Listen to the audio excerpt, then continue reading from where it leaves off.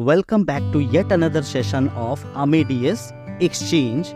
In this session, we will learn if there is a no penalty as per fair rule, how to reissue the ticket through ATC command. ATC आप सबको पता है, it's automated ticket changer, ये सब कुछ करके देता है। तो ATC में अगर कोई टिकट हमें री इशू करना है जिसमें पेनल्टी है ही नहीं, तो वो कैसे दिखेगा वो हम देखेंगे इस सेशन में। PNR यहाँ पे हम रिट्रीव करेंगे, RT और PNR नंबर हमने डाला, PNR रिट्रीव हो गया जो कि 15 मार्च के लिए ऑलरेडी बुक्ड है। 15 मार्च को यहाँ पे कस्टमर लंदन से दोहा जा रहा है। अब कस्टमर चाहता है कि वो 15 मार्च के बदले में 12 मार्च को ट्रैवल करे। तो 12 मार्च को ट्रैवल कराने के लिए कस्टमर को हमें यहाँ पे अवेलेबिलिटी चेक करनी पड़ेगी, AN 12 मार्च। उसके बाद से हमें एक कमांड डालना होगा सेक्टर का। Let's suppose customer is travelling from LHR to Doha, तो will put LHR Doha AQR। देखो, री इशू करते टाइम ना आप एयरलाइन चेंज नहीं कर सकते, ठीक है, सेम एयरलाइन में ही आपको री इशू करना पड़ेगा। अगर एयरलाइन चेंज कर रहे हो तो एयरलाइन से अप्रूवल लेना पड़ेगा और एयरलाइन अप्रूव करेगी तो ही आप दूसरे एयरलाइन में सीट सेल कर सकते हैं। तो एक चीज़ तो क्लियर है, थंब रूल है, ऑब्वियस सी बात है कि हमने जिस एयरलाइन में टिकट सेल किया है उसी में हम टिकट को री इशू करेंगे। तो हमने कतर में सेल किया था, कतर में टिकट री इशू करेंगे। री इशू में हम जब नई अवेलेबिलिटी सर्च करते हैं तो उस टाइम पे हमें एक चीज़ का खासा ध्यान रखना होता है कि सीट हम या तो सेम क्लास में सेल करेंगे या फिर हायर में करेंगे, लोअर में नहीं कर सकते। बेशक लोअर में सीटें खाली हों, they still you can not sell a seat in a lower class of service. So here our original class of service is Nancy, so we are going to book the new date in Nancy और higher class. Let's suppose हम Nancy में बुक करने जा रहे हैं but Nancy में सीटें खाली नहीं है। अज्यूम करो कि नैन्सी में 0 सीट है, तो अब हमारी मजबूरी हो जाती है कि हम उसको शुगर क्लास में सेल करेंगे, S क्लास में सेल करेंगे या V क्लास में सेल करेंगे। लेट्स सपोज S क्लास में भी सीटें नहीं है तो हम इसको V क्लास में सेल करते हैं।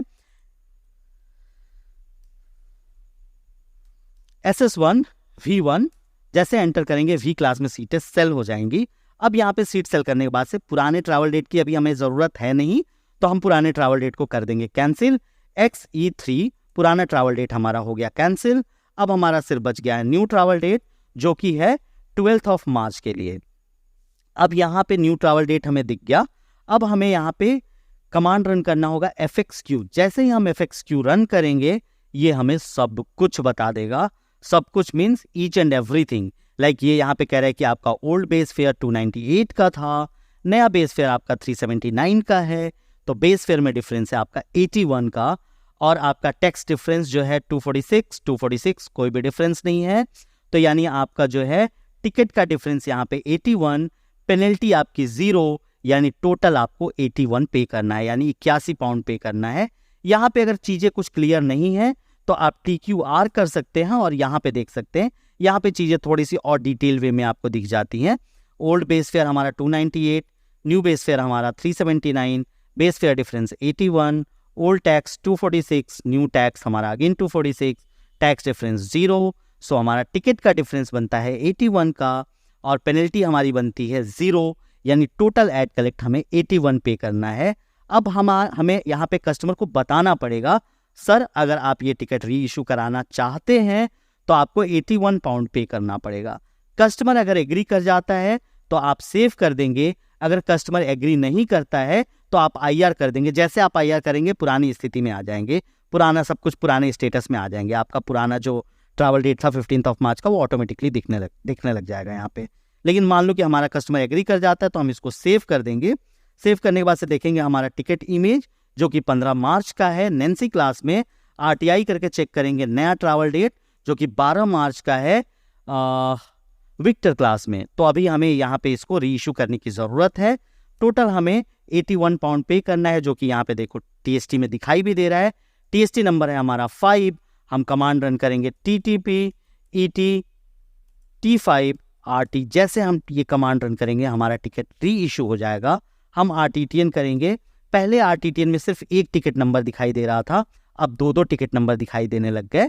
तो हमें पहले नया वाला टिकट नंबर ऑब्वियसली ओपन करना है, तो हम यहाँ पे डालेंगे TWD/L6। टिकट इमेज हमारा ओपन हो गया जो कि 12 मार्च के लिए है विक्टर क्लास में। हमने भी 12 मार्च और विक्टर क्लास में ही बुक किया था। RTA करके आप यहाँ पे देख लीजिए, 12 मार्च विक्टर क्लास। यानी हमारी आइटनरी हमारे टिकट इमेज से मैच हो रही है, टिकट करेक्टली इशू हो चुका है। चाहे तो आप पुराना टिकट इमेज भी खोल के देख सकते हैं, वो टिकट एक्सचेंज मोड में जा चुका होगा। That's mean this ticket has been reissued correctly by paying the 81 pound to the airline.